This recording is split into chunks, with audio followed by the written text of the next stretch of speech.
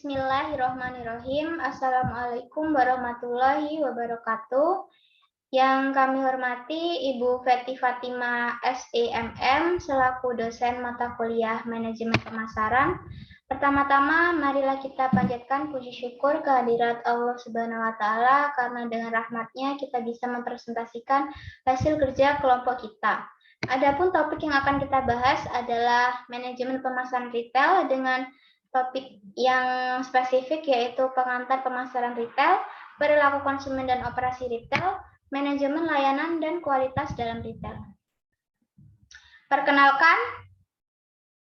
nama saya Firsa Zarwinda Zaifani dengan NIM 2110411184 dan ada teman saya Vina Riza Nurillah dengan NIM 2110411182 dan Prisna Dea Leonita dengan NIM 2110411183. Baik, langsung saja kita masuk ke materi, dan materi yang pertama akan dibacakan oleh Kak Prisna. Untuk Kak Prisna, silakan. Baik, di sini saya akan menjelaskan tentang pengantar pemasaran retail.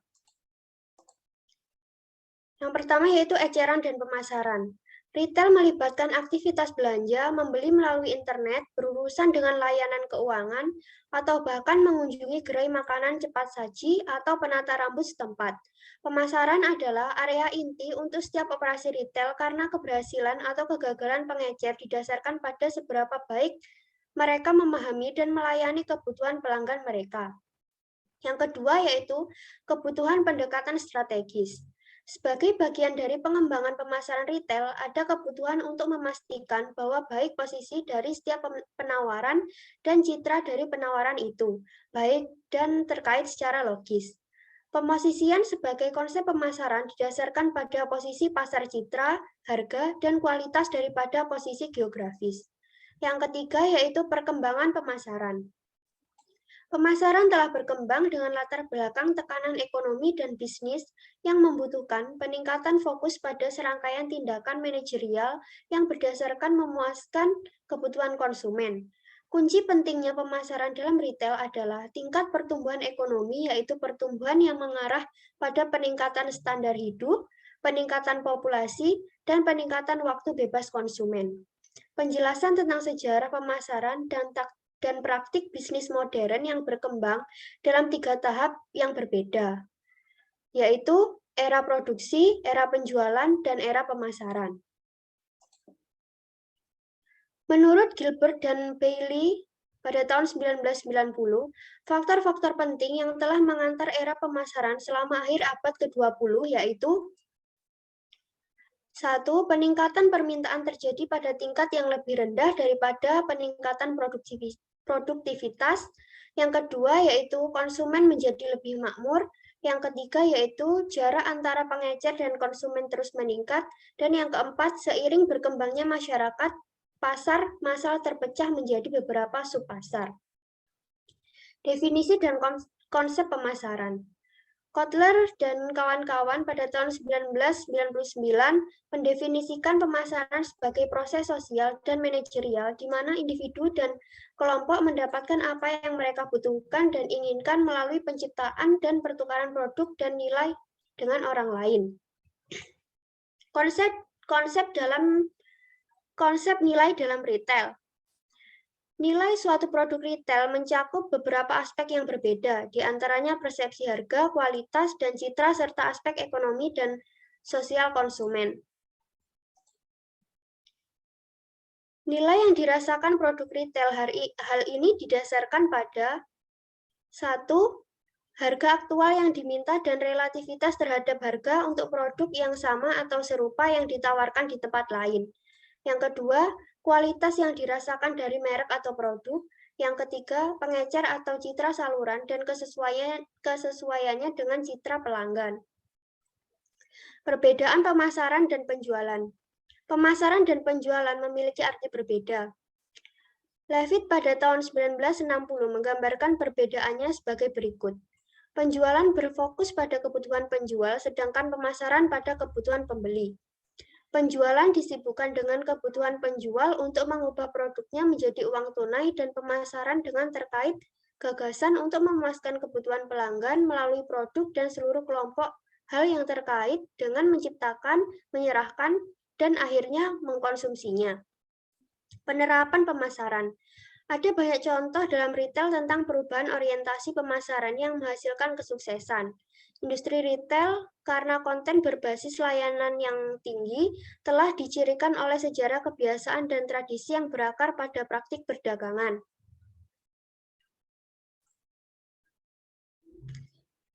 Lingkungan pemasaran perusahaan. Lingkungan pemasaran perusahaan dapat dianggap terkait dengan 4 tingkat. Yang pertama, pemasaran retail beroperasi sebagai fungsi manajemen permintaan dalam konteks organisasi, yaitu tingkat 1.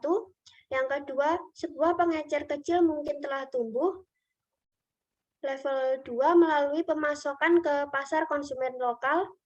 Yang ketiga, sistem pemangku kepentingan, yaitu tingkat 3, melibatkan semua peserta dalam rantai nilai perusahaan.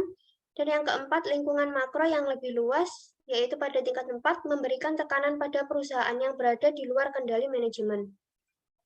Filosofi bisnis alternatif. Pemasaran adalah filosofi bisnis yang menempatkan konsumen dan kebutuhan mereka di garis depan dari semua kegiatan. Untuk mengikuti filosofi bisnis ini, penting untuk memahami titik awal dalam setiap sistem rantai. Karena tahap pertama dalam rangkaian peristiwa menunjukkan dengan jelas lokasi pendekatan perusahaan untuk mempengaruhi hubungan transaksi pertukaran. Orientasi pemasaran. Untuk menghadapi pasar secara sistematis, pemasaran telah memperkenalkan sejumlah pendekatan utama. 5 bidang utama dapat diidentifikasi yang menawarkan pendekatan berbasis, yaitu 1. Orientasi atau filosofi manajemen. Yang kedua, mendorong transaksi pertukaran. Yang ketiga, perencanaan jangka panjang dan jangka pendek. Yang keempat, metode hemat biaya yang efisien. Dan yang kelima, pengembangan lingkungan perusahaan yang terintegrasi.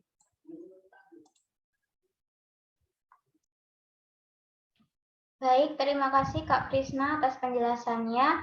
Untuk materi yang kedua akan dijelaskan oleh Kak Vina. Untuk Kak Vina dipersilakan. Baik, terima kasih untuk Kak Firsa. Di sini saya akan membahas materi yang kedua, yaitu perilaku konsumen dan operasi retail.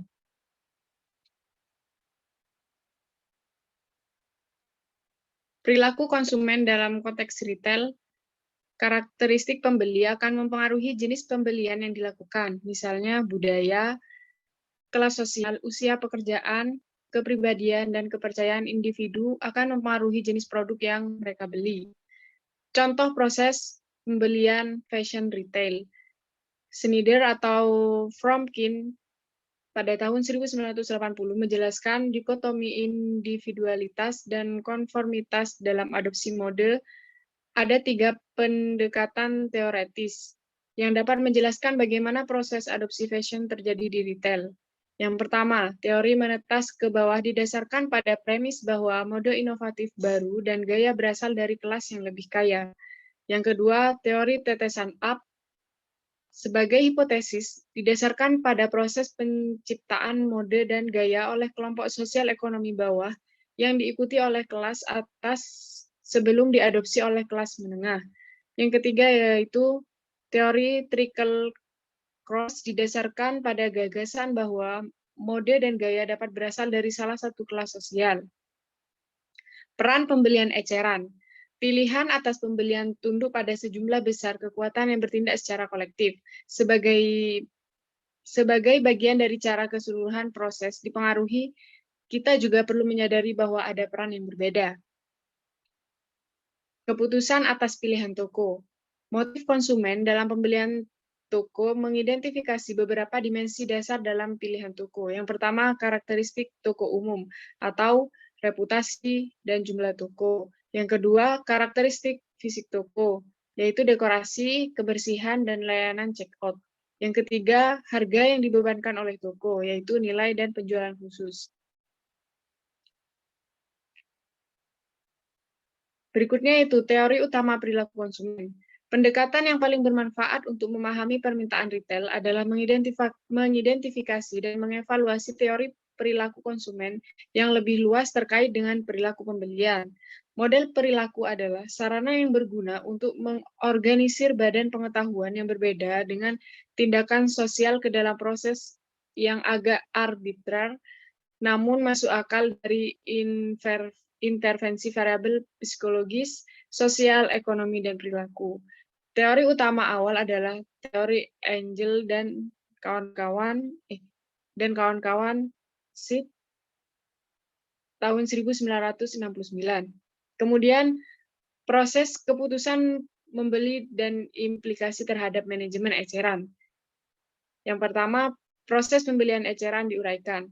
Titik awalnya adalah di mana kebutuhan dikenali dan individu diberi energi untuk menjadi pelanggan potensial.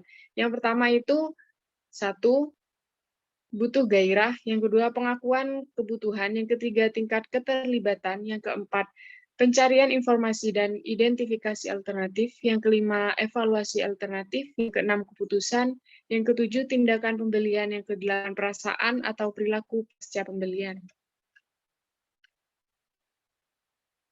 Yang berikutnya itu berbagai aspek resiko yang dapat dirasakan dalam membeli. Yang pertama itu ada resiko ekonomi. Resikonya bisa ekonomis, melibatkan pembeli dalam masalah memutuskan apakah penawaran produk bernilai baik atau tidak. Yang kedua ini resiko fisik. Beberapa produk mungkin dianggap berbahaya, seperti mainan anak-anak atau barang-barang listrik yang mereknya tidak diketahui. Nah, yang ketiga ini resiko psikologis. Status yang dapat hilang dengan menggurui toko yang salah atau menggunakan perusahaan yang memiliki citra buruk. Yang terakhir, resiko kinerja. Risiko ini dialami di mana efektivitas merek yang berbeda tidak dapat dinilai terlebih dahulu. Berikutnya yaitu pengaruh pada proses konsumsi. Proses keputusan konsumen dapat ditemukan berada dalam kerangka pengaruh yang disederhanakan dan berpusat pada hal-hal berikut. Yang pertama, memberi energi permintaan. Yang kedua, penyaring permintaan. Yang ketiga, efektor. Dan yang keempat, peran.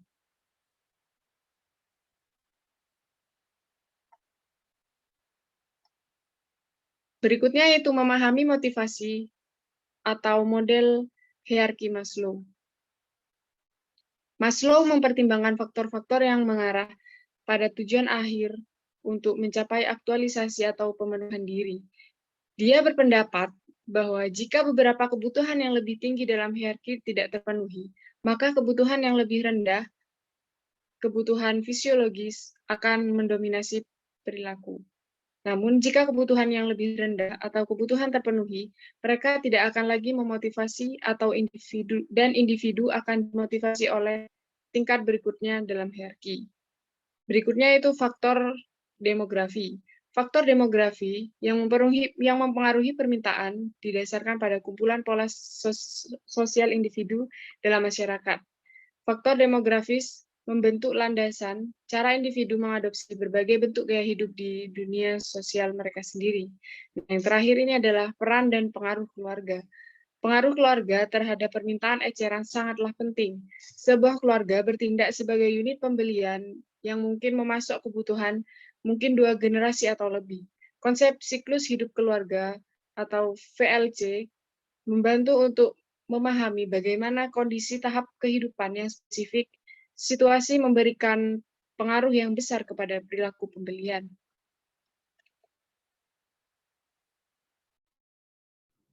Baik, terima kasih Kak Vina atas penjelasannya. Materi yang ketiga akan disampaikan oleh saya sendiri. Materi ketiga yaitu bauran pemasaran retail dan produk retail. Yang pertama, pengertian retail. Retail dapat dipisah menjadi dua, yaitu yang pertama, fitur nyata. Retail adalah penggabungan barang dan jasa atau layanan saluran yang melibatkan campuran lingkungan fisik dan fitur nyata lainnya seperti barang dagangan. Yang kedua, fitur tak berwujud. Retail tak berwujud paling cocok dengan karakteristik utama layanan murni dengan operasi seperti layanan perbankan, asuransi, dan investasi. Selanjutnya, konsep layanan produk. Yang pertama, transaksi dengan barang dagangan. Dalam retail ada 3 jenis layanan dengan barang dagang, yaitu layanan barang milik, layanan barang sewa, dan layanan dengan barang yang dibeli. Yang kedua, transaksi tanpa merchandise. Layanan tanpa barang atau murni disediakan oleh berbagai pengecer yang terlibat dalam mengatur perjalanan transaksi dan layanan keuangan atau menyediakan layanan pribadi. Selanjutnya, kontinum produk yang tidak berwujud dan berwujud. Semua produk berada pada kontinum antara jasa murni dan barang. Sebagian besar merupakan kombinasinya keduanya. Layanan retail cenderung tidak berwujud daripada barang manufaktur. Layanan retail memiliki atribut diantaranya yang pertama, hal tidak dapat dipahami, yang kedua mudah rusak, dan yang ketiga tidak dapat dipisahkan. Selanjutnya, klasifikasi pelayanan dan kualitas. Titik awal manajemen adalah pemahaman yang dinilai oleh pelanggan. Proses persepsi penilaian ini adalah baik dan buruknya pelayanan yang dapat dikelola. Grundrose membedakan antara kualitas teknis dan kualitas fungsional sebagai komponen dari layanan pengiriman gambar, yaitu yang pertama, kualitas teknis, mengacu pada apa yang sebenarnya diterima pelanggan dari layanan. Yang kedua, kualitas fungsional, mengacu pada bagaimana elemen teknis layanan ditransfer atau dirasakan. Kemudian, model Parasuraman, Zeitham, dan Berry. Parasuraman dan kawan-kawan pada tahun 1985 telah mengembangkan model kualitas layanan yang mengklaim bahwa konsumen mengevaluasi kualitas pengalaman layanan sebagai hasil dari perbedaan atau kesenjangan antara layanan yang diharapkan dan dirasakan.